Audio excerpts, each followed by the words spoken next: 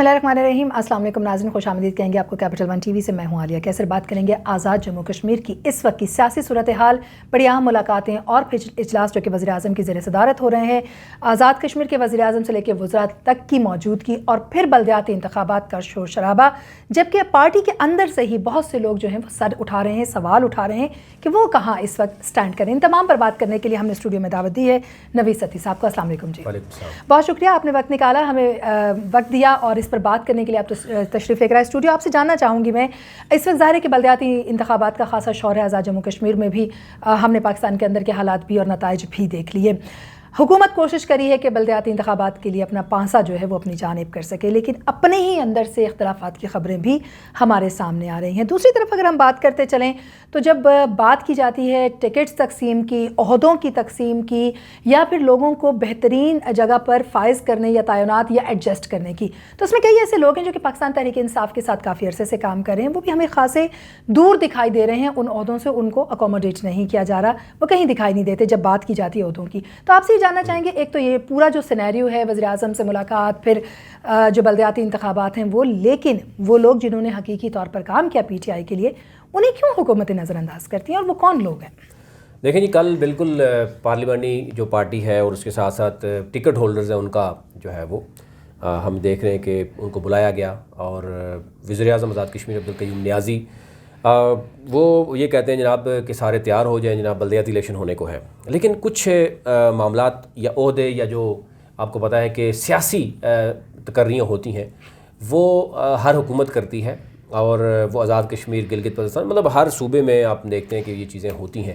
لیکن ایسا نہیں ہوتا کہ وہ لوگ جو آپ کے الیکشن بھی آپ کے خلاف لڑیں, آپ کی پارٹی جو ٹکٹ ہولڈر ہے اس کو ہرانے کے باوجود ان کو آپ اسی سٹی میں آپ بٹھا دیں تو ڈیفینیٹلی پھر تو آواز اٹھتی ہے. اور ایسے میں اس میں بالکل آپ کی بات ٹھیک ہے کہ اس میں کئی ایسے جو فیسز ہیں, یعنی چہرے ہیں تحریک انصاف کے, کہ جو شروع سے جنہوں نے, جب تحریک انصاف کا نام لینے والا کوئی نہیں تھا تو اس وقت وہ آزاد کشمیر میں بھی جو ہے نا وہ گھما کرتے تھے, لوگ ان پہ ہنستے تھے. آج وہ پھر نظر نہیں آ رہے, اور وہی لوگ جو پیراشوٹرز ہیں, کوئی پیسے کے بل بوتے پہ آتا ہے, کوئی سفارش پہ آتا ہے, کسی کی امریکہ سے سفارش آتی ہے, کسی کی یو کے سے آتی ہے, کسی کی جو ہے وہ راولپنڈی سے آ جاتی ہے. تو یہ چیزیں تو ہم دیکھ رہے ہیں کہ یہ پھر آہستہ آہستہ جو پولیٹیکل پارٹیز ہوتی ہیں اس میں جو ورکرز ہیں, یہ جو نظریاتی لوگ ہیں, وہ آہستہ آہستہ آپ کو غائب ہوتے ہوئے نظر آتے ہیں. اور پھر وہ اسی لیے یہ ہوتا ہے کہ وہ اشارے کی نظر میں ہوتے ہیں, جہاں سے اشارہ ملتا ہے, اور پھر ان کو ہم کہتے ہیں کہ جناب یہ جو ہے وہ الیکٹیبلز ہیں. تو الیکٹیبلز پھر وہ اگر ساری پارٹیوں نے الیکٹیبلز پہ ہی سیاست کرنی ہے اور ان لوگوں کا جو فیسز ہیں ان کو نہیں دیکھنا, تو پھر ڈیفینیٹلی یہ پی ٹی آئی نے شاید ایک ویکیوم کریٹ ہوا تھا پیپلز پارٹی اور نون لیگ کے بعد. پی ٹی آئی کے کو لوگوں نے اس لیے جوائن کیا, یوتھ نے بڑا کیا, انہوں نے اپنی جان مال تک قربان کی. لیکن جب حکومتیں آئیں, وہ پنجاب میں بھی, وہ کے پی کے میں بھی, وہ گلگت میں بھی, اور وہ کشمیر میں بھی ایسے کئی لوگ ہیں. کشمیر کی اگر ہم بات کرتے چلیں تو میں آپ سے کچھ لوگوں کے بارے میں, آپ جو کشمیر کے لوگ ہیں وہ ان کو جانتے ہیں. قاضی اسرائیل صاحب ہیں, ڈپٹی جنرل سیکرٹری رہے, ذرا آپ مظفر آباد ڈویژن سے ان کا تعلق ہے. 20 سال سے وہ پارٹی کو دیکھ رہے ہیں. 20 سال بہت بڑی ایک فیس ہے اس بندے کا, ٹھیک ہے, اس کو لوگ جانتے ہیں, پارٹی کے ساتھ ہیں. چلو اچھے برے وقت میں رہے, آج پارٹی اچھے وقت میں ہے لیکن وہ کہیں نظر نہیں آ رہے. اسی طریقے سے اگر ہم بات کریں عمر شہزاد جو بھیمبر سے ہیں, عرفان کے ساتھ, عمران خان کے ساتھ انہوں نے بڑے دھرنوں میں یعنی کہ جو ہے وہ کام کیا, نظر آئے, لیکن آج وہ کہیں نظر نہیں آ رہے آپ کو. میر عدیل ہیں, جنرل سیکرٹری رہے, یہ بھی 12-15 سالوں سے جو ہے وہ پارٹی کے ساتھ ہیں. یعنی آزاد کشمیر کی اگر ہم پارٹی کی بات کریں پی ٹی آئی کی, تو وہ ظاہر ہے اس میں ان کا فیس بھی سریعام یعنی نظر آتا تھا ہر جگہ پہ کہ یار واقعی پارٹی فیس ہے. یہ بندہ بھی نظر نہیں آئے گا آپ کو. اسی طریقے سے اگر آپ دیکھیں تو وارث گیلانی ہے, یہ بھی 2009-10 سے لے کے مرکزی ڈپٹی سیکرٹری جو ہے وہ رہا ہے, اور کافی لوگوں کو لے کے آنے میں, پارٹی میں لے کے آنے میں, مرزا گیلانی, صداقت شاہ اور اظہر گیلانی کو شامل کرانے میں بڑا رول ہے. اور پھر ہر جگہ پہ کہیں نہ کہیں آپ کو, جہاں بھی پی ٹی آئی کی آپ کے پی کے یعنی وہ کہتے ہیں نا کراچی سے خیبر یا اسے دیکھیں, جہاں کہیں بھی پی ٹی آئی کے کوئی اہم میٹنگ جلسہ ہوتا تھا یہ لوگ وہاں پہنچتے تھے. آج وہ بھی کہیں نظر نہیں آ رہے آپ کو. اسی طرح اگر دیکھیں تو عباس رضا صاحب ہیں, یہ پریزیڈنٹ تھے یوتھ کے, یہ بھی آج آپ کو نظر نہیں آ رہے. لیکن اگر ہم دیکھیں تو جو لوگ نظر آ رہے ہیں کچھ تو بہت زیادہ نظر آ رہے ہیں. اچھا, ان کو پھر پارٹی فیس بنا کے پیش کرتی ہے. میں صرف ایک بتاؤں راجہ منصور صاحب کی, کہ راجہ منصور کے بارے میں دیکھیں جی, پارٹی کا فیس ہے, ٹکٹ دیا, ہار گئے. کیپٹل ون ٹی وی کی ویڈیوز دیکھنے کے لیے آج ہی چینل سبسکرائب کیجیے, بیل آئیکن کو ضرور کلک کیجئے, ہمارا فیس بک پیج لائک اور فالو کیجئے تاکہ ہماری ہر نئی ویڈیو بر وقت آپ تک پہنچ سکے. شکریہ. اس کے بعد ان کو پارٹی کا جنرل سیکرٹری بنا دیا گیا, اور پھر جناب ایک اور ان کو نوازش کر دی گئی کہ چیئرمین مائنہ کمیشن آزاد کشمیر بھی ان کو عہدہ دے دیا گیا.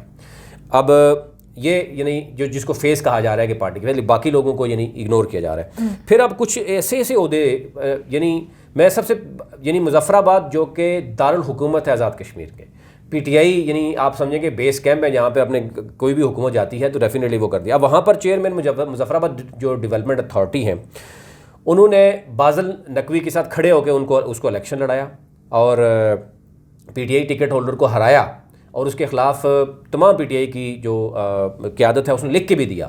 لیکن وزیر اعظم آزاد کشمیر جو ہیں القیوم نیازی صاحب, وہ کہتے ہیں کہ میرے پیر صاحب نے مجھے کہا ہے کہ ان کو لگانا ہے, اور پیر صاحب نے مجھے بھی کہا کہ تمہیں میں وزیر اعظم دیکھ رہا ہوں. 2 مہینے پہلے شاید انہوں نے کہہ دیا تھا. یہ غلط ہو سکتا ہے, مطلب یہ مبین طور پر ان کے حوالے سے بات ہو رہی ہے کہ پیر صاحب نے ان کو کہا تھا, پلندری والے پیر صاحب ہیں, تو انہوں نے مجھے بھی کہا تھا وزیر اعظم, تو میں وزیر اعظم بن گیا.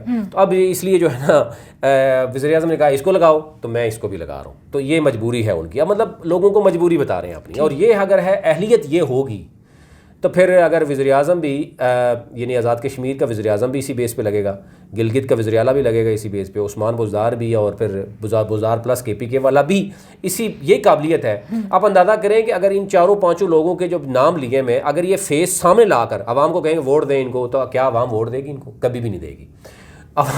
اس میں عوام کو بھی بلیک میل کیا گیا کہ عوام سے تو ووٹ لیے گئے, عمران خان نے اپنے ویژن اور اپنا یہ کروں گا وہ کروں گا, اس کے بعد کہیں بزدار بٹھا دیا, کہیں بزدار پلس بٹھا دیا, اور کہیں جو ہے نا وہ القیوم نیازی بٹھا دیے. اور وہ عباس پور سے نہیں نکل رہے, ان کوئی بھی پروجیکٹ ہو وہ عباس پور سے نہیں نکلتے.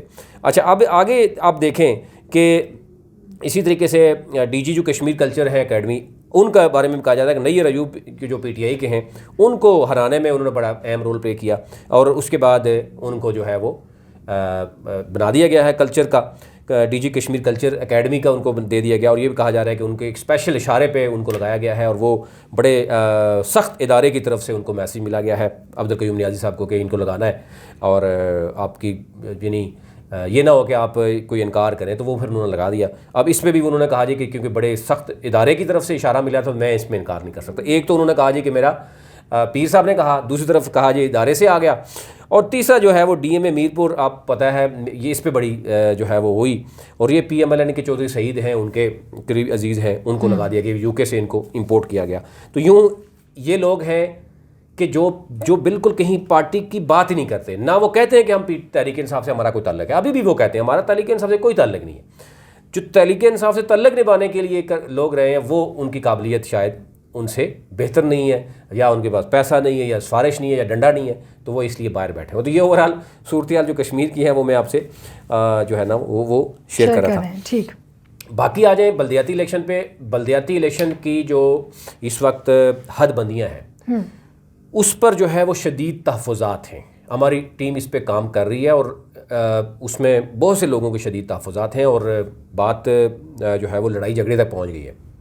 آپ سمجھ نہیں آ رہی کہ کس حد تک یہ معاملہ ہوگا. اچھا, اپوزیشن کی طرف سے تو بلدیاتی انتخابات کے اوپر اعتراضات اٹھائے ہی گئے, لیکن خود ایون حکومتی جو اراکین ہیں ان کی بھی بات کرتے چلیں تو وہ بھی وزیر اعظم القیوم نیازی کو بڑی تنقید کا نشانہ بناتے ہیں.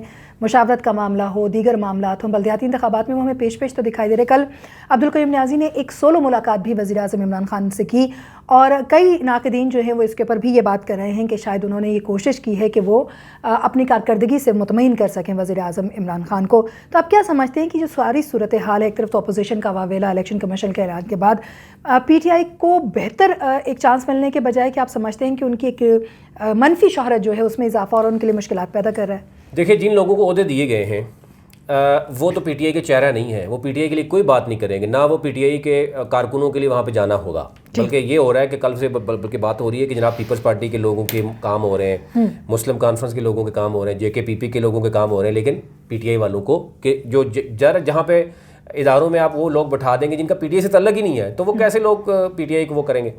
تو دوسری بات یہ ہے کہ جو ایک کہا جا رہا تھا کہ یہ بیسیکلی ملاقات ہوئی ہے اور ہاؤسنگ سیکٹر میں، جیسے نیا پاکستان ہاؤسنگ سیکٹر ہے، لون اسکیم ہے، تو اس لیے وہ بھی ایک دباؤ تھا کہ کشمیر میں بھی کچھ ہونا چاہیے. ایک کشمیر مہاجرین کو کم قیمت پر گھر دینے کے حوالے سے ایک کہا جائے، عمران خان نے کہا جی کہ ہم گھر کم قیمت پر گھر دیں گے. جیسے پاکستان میں آپ اندازہ کریں کہ 3.5 سال ہونے کو ہیں، کتنے گھر دیے گئے ہیں.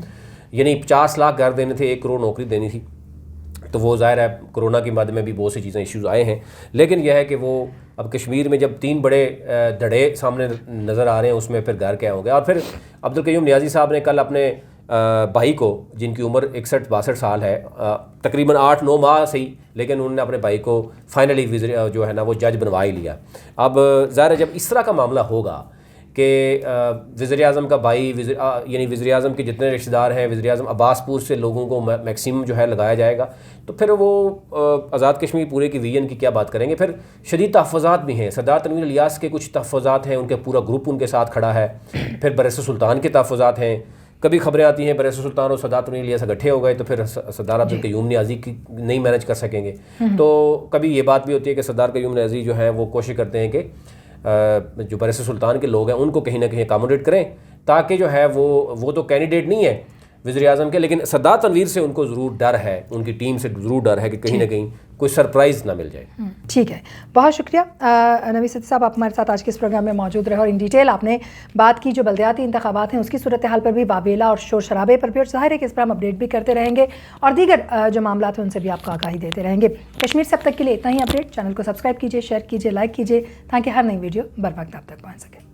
کیپٹل ون ٹی وی کی ویڈیوز دیکھنے کے لیے آج ہی چینل سبسکرائب کیجیے، بیل آئیکن کو ضرور کلک کیجیے، ہمارا فیس بک پیج لائک اور فالو کیجیے تاکہ ہماری ہر نئی ویڈیو بر وقت آپ تک پہنچ سکے. شکریہ.